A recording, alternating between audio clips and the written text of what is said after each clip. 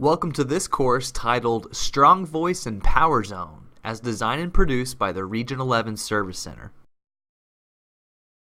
In this course, you'll learn how to use a strong voice when articulating expectations to your students. Additionally, you'll learn how to effectively monitor students within the power zone in your classroom. For today's presentation, you'll need your copies of Teach Like a Champion and Fundamental 5. You may also want to have a notebook or journal to write in. Here we have our proficiency rubric that you can use to self-assess mastery of your learning. It will also be a useful tool to refer to as you prepare for your in-person micro-teach sessions. To earn credit for this course, participants must score at the proficient or master's level. Now, please grab your resources, find a location where you could experience optimal learning, and let's begin the course. Strong voice is used to affirm the authority of the teacher through the intentional use of verbal and nonverbal habits.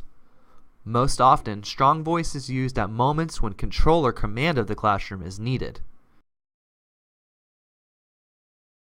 Take a moment to read pages 412 to 416 in your Teach Like a Champion book to learn more about the strong voice technique.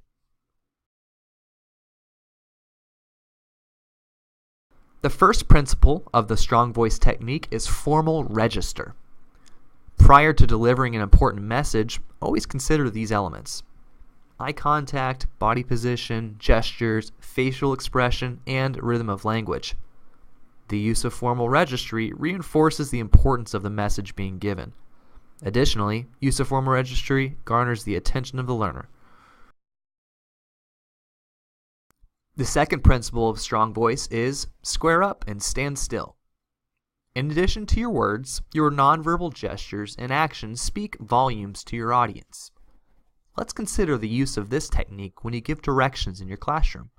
Rather than continuing to pass out papers as you verbally give out your directions, stop moving, turn with 2 feet, your 2 shoulders, and face the students. Ensure your eye contact with the students is direct and you're standing up straight. These few actions help to communicate that what you're saying is important and that your words should be taken seriously.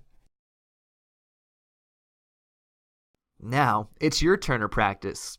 If possible, go to a room with a mirror. Identify an object in the room that will serve as your students. Pretend that you're going to give directions. Now, practice this in the mirror. Walk, then stop, turn your entire body towards the students, and stand up tall. Notice how your face looks when you give thought to what you're communicating nonverbally. Based on the image you see, would you take your words seriously? The third principle of the strong voice technique is exuding quiet power. During moments of frustration, one's first instinct is oftentimes to talk louder and at a much rapid pace. But such behavior communicates to students a feeling of anxiety and shows a loss of control on the part of the teacher. If you find yourself feeling nervous, scared, or out of control while in your classroom, try the following. Drop your voice, cause students to strain to listen, and exude a sense of calm to show that you indeed are in control. The fourth principle of strong voice is economy of language. When too many words are used, it's difficult for students to know which words are the most important. Rather than being verbose or chatty, prioritize your words so that the message is clear. By using crisp and clear word selections, you ensure your students hear the message you intend to deliver free of distractions. When you need your students to follow your directions, simply say it, then stop talking. The fifth principle of strong voice is do not talk over. As a teacher of your classroom, always remember that your words matter. And because your words matter, every student has a right and responsibility to listen to what you're saying. The use of a nonverbal or attention getter signals to students that you have the floor. Before you begin speaking, ensure there is no other talking or rustling. Your teacher voice should never compete for attention. By adhering to this principle, your students learn that listening to you is not situational, rather it's the expectation. To practice the do not talk over principle, you may need to use a self-interrupt, or start a sentence, then stop talking midway through to show that you require the attention of the entire classroom. Take a moment to watch this video clip. Watch for the use of a self-interrupt by the teacher. As you watch, consider how the use of the strategy could benefit you in your own classroom setting.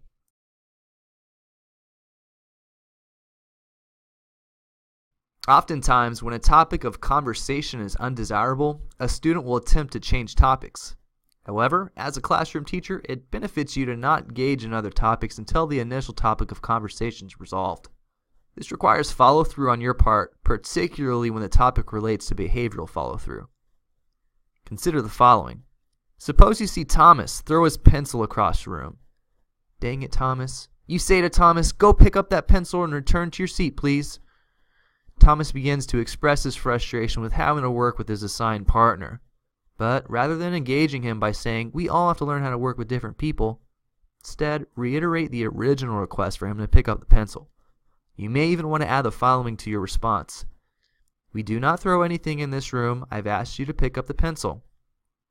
By stating your request in this manner, you're reinforcing classroom expectations in addition to the original request given to the student. Again, the importance is to address the initial request and not to get into a game of back and forth with the student. Refusing to engage in a game of back and forth with students is important. By consistently communicating the need for students to comply with your initial request and explain later, you uphold the expectation of accountability within your classroom. Now that you've learned about the 6 principles of the strong voice technique, it's time for you to reflect. Consider the following questions. Of the 6 principles of the strong voice technique, which do you feel most comfortable with and why? Now, which of the principles do you feel the least comfortable with and why? Pause and take a moment to reflect. You may choose to use your journal to capture your thoughts.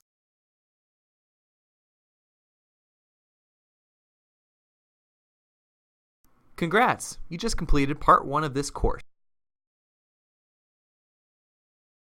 Now we'll begin part 2.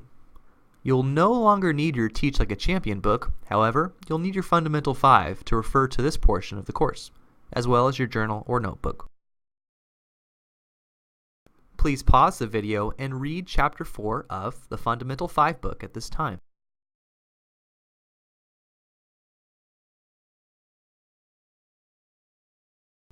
Now that you've read Chapter 4 in your Fundamental 5 book, let's assess your learning of what you read. Let's begin with a short quiz. True or false? The teacher work area is the least effective location for a teacher to conduct his or her craft. Answer for question 1 is true. The teacher work area is typically the area near the teacher's desk or computer nook. Typically, tasks that teachers engage in here are related to administrative tasks, such as taking attendance, grading assignments, entering grades, or checking email. Question 2 is a short answer response. Take a moment to consider the following question. Why would delivery of instruction from the teacher's desk area be considered a least effective location for a teacher to conduct his or her craft? Please pause the video and record your response in your journal or notebook.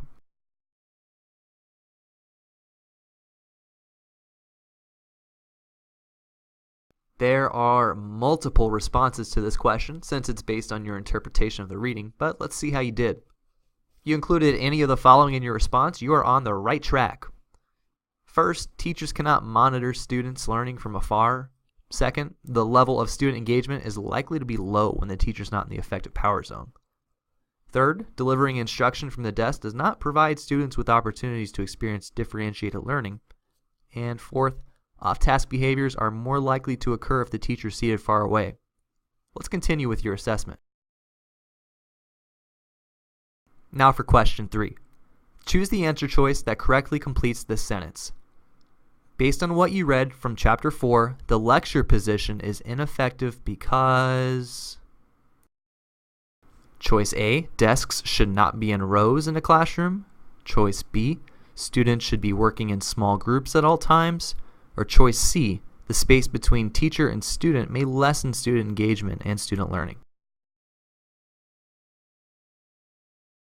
Choice C is correct. The lecture position is a very traditional stance that teachers often take. Typically in this position, the teacher tells students information and the students are supposed to learn. However, the teacher becoming sage on the stage prevents students from taking the lead role in their learning, something that makes for an optimal learning environment.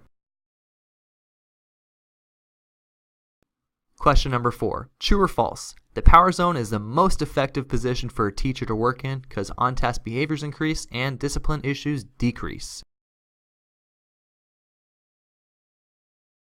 50% chance, and you got it right. The answer for question 4 is true. When teachers are working in the power zone, they may monitor in close proximity to one student, a small group of students, or the entire classroom. Teachers who immerse themselves in the zone where learning is happening are better able to identify what concepts understand and areas which students may struggle. As a result, student achievement increases because teachers can respond accordingly to the needs of their students. Just like any great coach, teachers must be present where students are practicing the concept or skill that's been taught. While teachers may not literally blow a whistle to signify a mistake was made by a student, they must get students to practice perfectly, just like a coach does. By working in the power zone, teachers can provide feedback and correct students' misconceptions. Additionally, when teachers work in the power zone, the pace of the lesson can increase. This provides opportunities for a greater depth and a breadth of the content presented. Ultimately, working in the power zone has the potential to optimize the learning for each student in the classroom. The power zone practice is a concept rooted in the idea of proximity instruction. By rooting oneself in the power zone, teachers are able to reinforce the positive behaviors as well as extinguish any potential negative behaviors. In the power zone, the teacher can conduct formative assessments and make adjustments based on students' performance. By addressing misconceptions sooner rather than later, teachers give students a greater opportunity to master the content presented to them. The importance of creating a classroom environment where every child has access to an optimal learning experience cannot be overstated. While this course covered specific techniques that can support the classroom teacher in that effort, at the heart of a classroom conducive to learning is the relationships established between the teacher and the students. Consider these words of Robert and Jana Marzano from their article, The Key to Classroom Management. They say, teacher-student relationships provide an essential foundation for effective classroom management, and classroom management is key to high student achievement. Teacher-student relationships should not be left to chance or dictated by the personalities of those involved. Instead, by using strategies supported by research, teachers can influence the dynamics of their classrooms and build strong teacher-student relationships that will support student learning.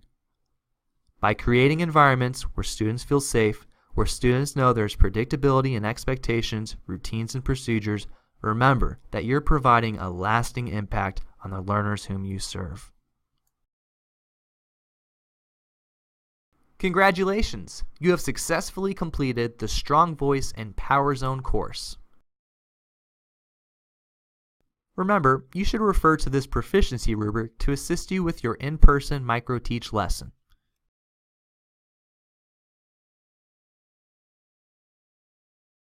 Thank you for participating in the Strong Voice and Power Zone course as designed and produced by the Region 11 Service Center. This course referenced content from the Fundamental 5, Teach Like a Champion 2.0, and The Key to Classroom Management. Images were downloaded from Pixabay and Unsplash.